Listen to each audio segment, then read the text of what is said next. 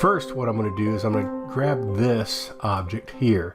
And this is going to be a display. And so I'm going to go into here and I'm going to make that object something very shiny. So I'm going to call this display. I'll make the base color of that to be something like almost black, and our roughness will be just a little bit off of 0, something like that.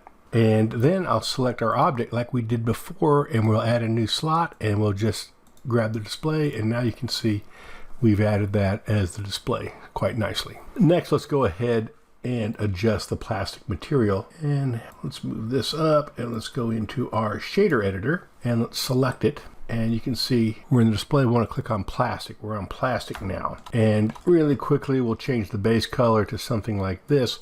Make sure we're in the look dead mode. And now I just want to add a little bit of a bump to that, and the way I'm going to do that is go in here and I'll Shift A, and I'm going to add a texture, Musgrave texture, Shift A, vector, bump. And I'll take the Musgrave texture and I'm going to put it directly into the height, and I'll take the normal and put it directly into the normal. And now you can see that it looks kind of crazy, but we're going to adjust these scales.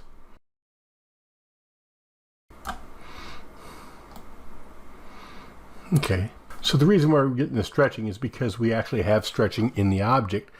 It's not too big of a deal, because what I'm going to do is I'm going to change the strength to something like 0.1, tab 0.1, and then I'm going to adjust the roughness, say something like 0.5. Control space bar lets me view it, and I think that looks pretty good actually. So control space bar back out, and that will be our plastic. Maybe we'll adjust the darkness just a little bit more there.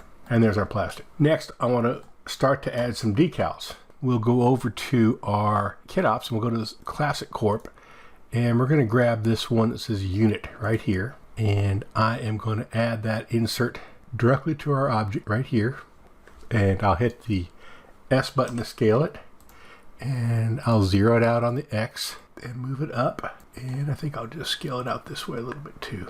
And now let's go into this material for this object. And you can see this is a special material that comes with the kit ops decals, and it's very easy to change the color of it, but in this particular case we don't want to change the color. We really want it to be emissive, so we just drag this to our emissive area, and now it's yellow, and then I'm going to bring it down to something kind of an orange, and I think we'll give it like maybe 4, so we get really kind of a bright glow. I'm going to go over here and turn on bloom for us so we can see. While we're in here, let's kind of look at what we have. We also want ambient occlusion turned on. We want screen space reflections turned on and refraction turned on. Turn off half trace. I want the viewport here to be 64 because I have a pretty fast card. Here I'll make this 128. We'll go into shadows. I'm going to max out my shadows and make them soft. And then on our color management, I want it to be filmic with a medium high contrast, and we're good to go. So now we have the bloom turned on. We can see it has a little bit of a bloom. We've got our objects looking pretty good. In kit ops, I'll turn my auto select on and click one of these and see if we don't have this emission shader here for these little lights. So I'm going to actually, wow, that's a weird emission shader. So that's not one that I recognize. So I'm going to basically delete all this, select it X, Shift A, shader, emission. Actually, it's even easier than that. Is over here, we can always choose this whatever shader we want. So glass, glossy, whatever. Choose the emission shader over here. Give it maybe a strength of again 4, and maybe we'll make these little lights blue, and maybe they need to become up like 12, so I'll give them a really glow. So that's how that works. So we continue on with the materials. With auto select insert off, we can go in here. I'm going to grab this red plastic. I'm going to change it to be a blue also.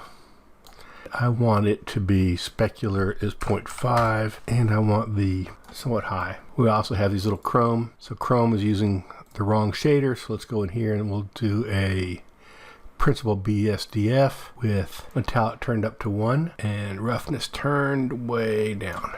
So that gives us that nice chrome metal look that we have there. And I think from material standpoint, we're in pretty good shape. Now we just need to add a couple more decals, and then we're ready to build and light our scene. So we'll select our object, and we'll go in, and we'll start off with this one. And I'll add that insert right about there. Maybe scale them just a little bit.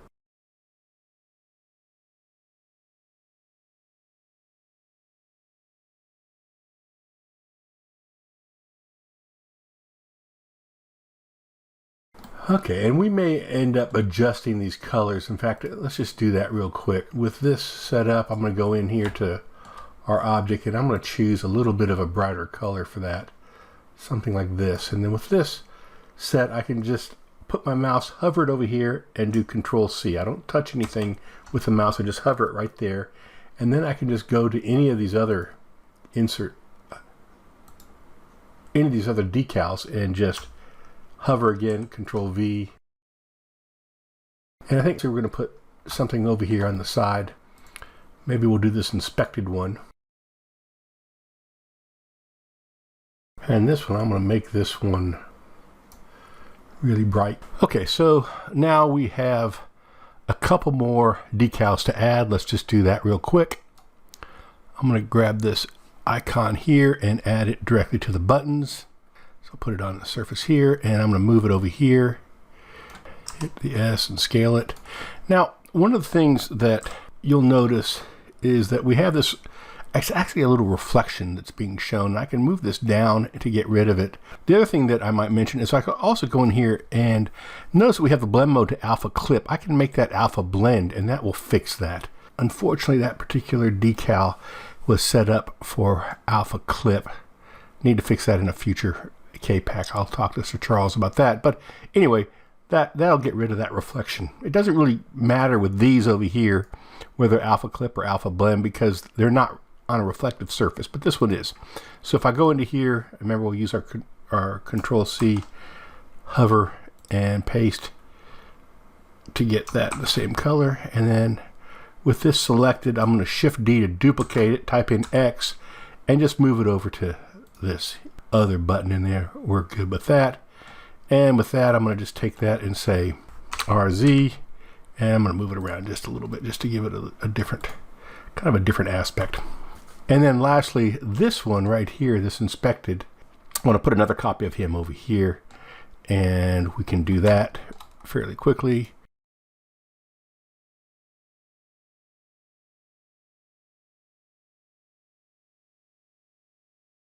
And I'm going to make this metallic so that it'll actually reflect. I'll go get the other one too. Make it metallic as well.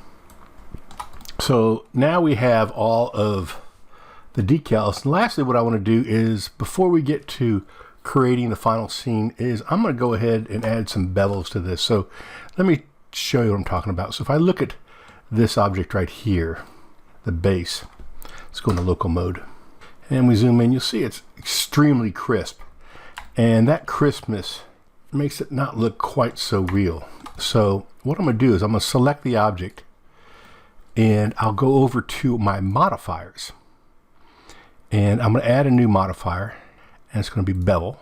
I'm going to set it to angle first, and I'll turn off the clamp override, and you'll see it go crazy. And then we'll go into offset, and we'll go 0.003. And then I can zoom up on it and take a look, and so you can see that it's got a little bit. I'm trying to see if there's any obvious mistakes. Now, because this is the last modifier, I like to leave the segments at 1 and hit hard and normals, and that'll just make that catch the light a little bit better. Now, if I add another modifier after this, I'm going to find that the hard and normals really doesn't do me any good. It doesn't help much at all. So for now, I think we're in pretty good shape. Let's go out of local mode, and I want to basically do the same thing here. I'm going to go into local mode here. Let's put a little tiny thin parting line in here, and we can do that easy enough by Shift D and then right clicking so it leaves it in the same place. I'm going to call that one diff parting line. If I hide it, I'll call this one body. I'll turn the parting line back on, and I'll select it, and I'll go through all these modifiers from top down, and I'll just delete them. Okay, now I'll take this and I'm going to make it in the viewport display. I'm going to say I want this to be wire. And in visibility, I want it to not show in the renders. I can show it in the viewport, but when I render, I don't want to see it. I just want to see the resulting Boolean. And then I'm going to scale it up. And I'll go to my side view, and I'm going to scale it down. I'll get myself a nice little parting line that cuts all the way through this. And then, of course, at this point, I'll go into here, add a modifier that's a Boolean, select the parting line, and there we have it. And lastly, we're going to do the same thing. I'm going to add a bevel modifier. I'll go down, set it to angle, clamp override, and I'm going to make this 0.003 also.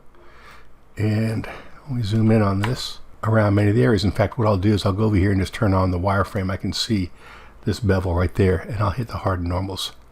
So let's turn off the wireframe. Now, I usually put these on a Q key. Obviously, that's not hard to do. Just right click, add to quick favorites, right? So now when I hit Q, I can turn on wireframe and turn it off. And that's our object. I'll go back out of local mode.